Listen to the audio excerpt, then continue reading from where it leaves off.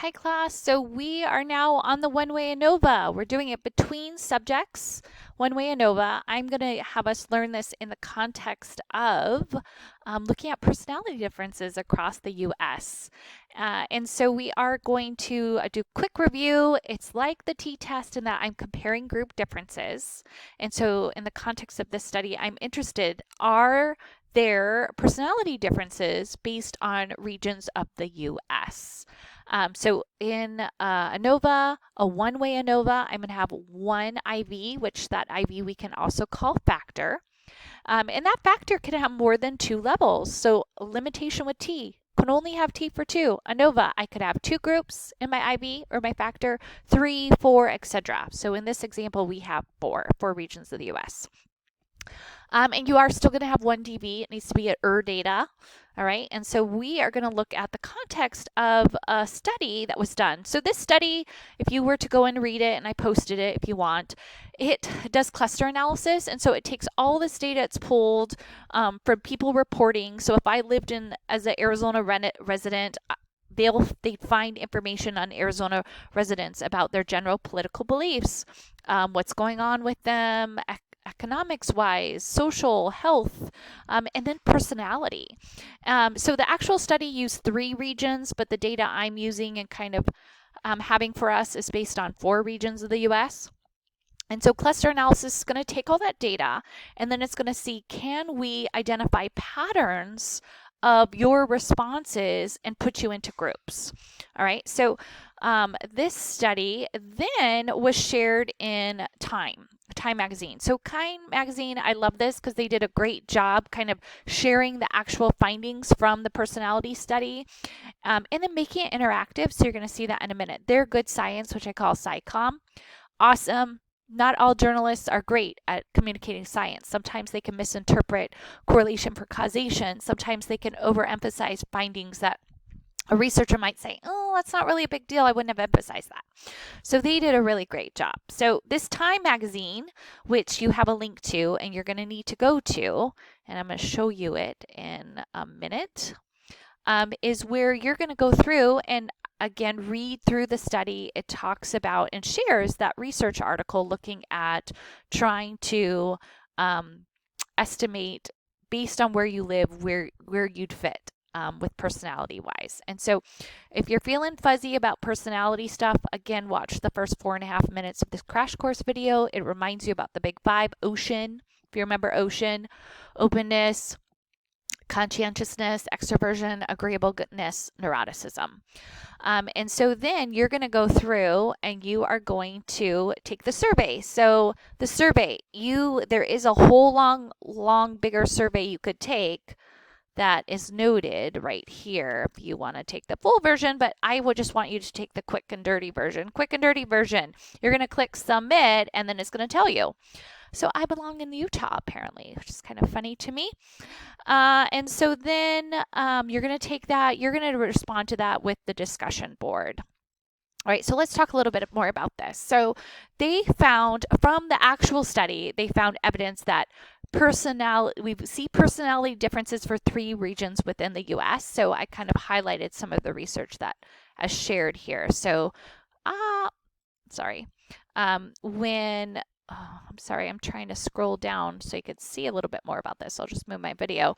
And you've got PDF slides of this. So they're seeing differences. They've kind of got a West Coast, a South and Midwest, and then kind of a New England, Mid-Atlantic. Okay. And so then, again, I want you to take that, respond on the discussion boards with this. And then I'm giving you data. So I'm actually going to use 4 regions, all right? And the data is posted as a CSV in a Jamovi file. And so this is big 5 data. This is actual data. This is real data where you're going through and you're seeing for each state how many people took the big 5 survey. And then across the state, the average scores for our ocean, okay? So for example, and again, you need to point this out in order to interpret it. Score of 50 is kind of the middle of the road. If you had a higher score above 50, then you'd be high on openness if it was openness, or high on neuroticism if it was neuroticism, or high on extroversion. You get the idea. If you have a score lower than 50, again, that's showing on average that state is on the lower end. So not as open, more introverted, less agreeable, less neurotic. All right. So we're going to go ahead and explore this. So I want you to take a moment. You can pull up the data I had so you can kind of follow along with that. So I've got a PDF. I've got a PDF that's the data for the video that has video in the name, and then I have a PDF that's the PDF that's going to correspond to the homework. All right, so I'm going to give you a minute to do that. Pause the video and do that. And then when you open the data, you are going to see, I'm going to move my video over here again. You're going to see in Jamovi, here's our awesome data. So again, Arizona had 33,569 people respond to the survey. So you can see the sample size. Sample size, we're actually not using that variable. That's just good to know for you. And then if you scroll across, you can see what region that state was assigned to. So again, our groupings, our independent variables, is going to be based on our 4 regions. And then we're interested in differences across these different personality, big 5 characteristics. So I'm actually going to run a one-way on openness, and then we'd have a one-way on neuroticism, a one-way on conscientiousness, a one-way on agreeableness, and one-way on extroversion. I'm going to tell you, in the real world, I wouldn't run 5 different one-ways. I would run a ANOVA. A ANOVA is a multivariate analysis of variance. A ANOVA is run when you have more than one IV for the same data set. But hey, we're on chapter 9, one way. So we're going to run multiple one ways and it will be okay. Okay, so let's look at the data. Again, some of the assumptions we're going to need to hit is we want normality. That's going to be a test we can do as we run each ANOVA, but we can also check skewness and kurtosis. So I'm going to do a quick run through. So again, I've got my IV, my groupings was regions. I have 4 regions, and then I've got my 5 different categories for personality based on my big 5. So skewness and kurtosis, again, I want to look for things that are outside that -3. All right, I've got 1.28. That's okay. I've got close to 1. That's okay. Skewness. All right, this is the skewness is if it's kind of going towards the right or going towards the left, positive or negative skew. Kurtosis is how skinny or fat the file is. Again, -3 is our marker.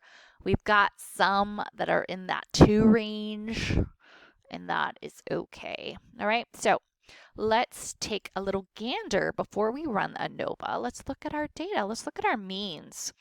For openness, we are seeing the higher scores in the northeastern and western area. Again, we're going to run one way to see if there's significant differences on this.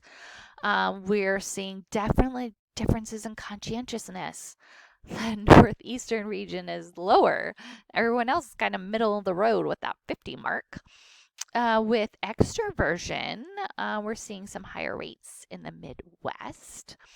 Again, we can tell with our running our ANOVA analyses if there's differences. And again, you can kind of explore. And here we've got some differences going on there, with northeasterners being the highest with neuroticism. Standard deviation, again, is how much spread is going on. You don't want too many differences between these numbers. It looks like we've got some differences here where you've got as low as a standard deviation of 5, as high as 11, which there's more variance going on for these 3 regions than this one, but that's probably going to be okay. And we're going to check that with the Levines. So let's go ahead and view our data. Okay, so this is my F. I am showing you, again, in this video, I'm going to go over openness. Your homework is for you to then look out the rest of the output and interpret your choice, the C, the E, the A, or the N, and share your findings. Okay, so let's talk about our one-way ANOVA with openness. So openness, we have a significant F, right? This is our actual F. The F is based off Fisher Fisher's F for the F ratio. This is the traditional view of a one-way ANOVA. There is another version of the one-way ANOVA. If you were to go into Jamovi, which I'm going to show you in a minute how to do, you would see that there's another option that fits if you don't meet the equality of variance. So I'm going to show you, we meet the equality of variance. P is greater than 0.05. We need that. We meet the assumptions of normality. P is greater than 0.05. We need that. All right, so then this is my degrees of freedom between. K equals 4. 4 minus 1 is 3. This is my degrees of freedom within, which I can also call air. 49 was our total states. 49 minus 4 is 45. And then this is showing P less than 0.05. It's significant. All right, again, looking across these differences, it looks like my Midwest has a lower openness than everyone else. All right, and then kind of similar standard deviation. I'd say that's moderate variance. Considering the midpoint of the score is 50, that's still quite a little bit more of a gap. Standard estimate of the mean takes into account the sample size as you're going through and doing the calculation. So again, standard error is based on N. The N is based on our groupings, whereas the groupings we're kind of missing the actual sample sizes here because we grouped them by state. But again, that's okay for the purposes of this example. This is great. This shows, hey, something's going different about the Midwest, and that's probably what's driving our F. F is an omnibus test, so we would need to go to our Posthoc, which we are going to in a minute. And you can see, again, confidence intervals tell you the lower 5%, the upper 5%, and then the mean. So you can see actually a nice thing when these bars don't touch, you know there's probably going to be significant differences. So let's look at our Posthoc. For our Posthoc, the default, so when I went in and did this, I'm going to show you how to do this in a minute. I did the one-way ANOVA. You can also run the same data in the ANOVA. When you run the ANOVA, you get choices of which Posthoc you want to do. The default for the one-way is to do the Tukey. So the Tukey, this shows mean differences and significance. So we can see these are not significant differences. These are not significant differences, but we do see Midwest is significantly different from the West. Midwest is significantly different from the South. Midwest is significantly different from the Northeast. Again, all of these P's are P less than 0.05, which means there are significant differences. Okay, so let's go through and show you how to run this. And again, your output that you're going to see, so I'm going to go to ANOVA, and then I went to one way. My grouping variable or my factor is region. And then I'm going to go ahead and have us I'm going to go in order. So in ocean, sea, conscientiousness is the next one. I am going to want descriptive table. I also like the descriptive plots. I need to make sure we meet the assumptions of normality. Shapiro work is the most common. I need to make sure we meet those assumptions of variance. So the default is the Welch test, but again, you're learning F by Fisher. So we're going to do the Fisher one. And then I'm going to scroll down and I am going to want the Tukey as my Posthoc. And then I do want to report significance and I want to show the mean differences. Okay, so I've got that all done. So let's take a look at that now. And I'm just going to move me over here. So this is significant as well. Again, you still are going to see the same degrees of freedom patterns because it's still the same data that we're working with. So this is going through interpreting our means. Ooh, so again, Northeast higher. Or Northeastern is lower in conscientiousness compared to the rest of groups. The rest of groups are middle of the road.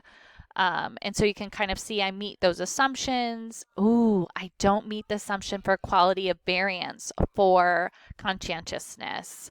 And so that is an issue that we would have to play. And I probably, which I will do, you'll see the homework output. It's going to rerun it the proper way, how you should see it.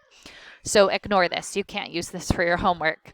Again, plots are very interesting to see what's going on. So again, we've got some more variance going on here, even those confidence intervals. The bigger your confidence interval ranges, the more variance you're seeing or the more spread you're seeing.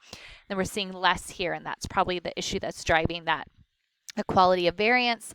And then again, you're going to see a post-hoc. Now the post-hoc, I'm going to show you anytime you have variance that's not equal, I'm going to show you a different one called the Gamble post-hoc, which is different but still interpreted the same way. So good luck on your homework. Contact me if you have any questions. Enjoy.